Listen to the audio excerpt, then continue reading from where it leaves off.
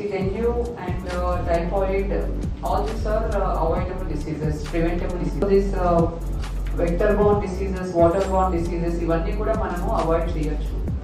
If our sanitation is proper, if our water is not contaminated, if public awareness is there, this disease burden can be zero or extremely low. But somehow the seriousness is not being seen on the part of the Panchayat department, municipal department, and to some extent health department also in creating awareness and ensuring hygienic surroundings in the GPs and municipalities.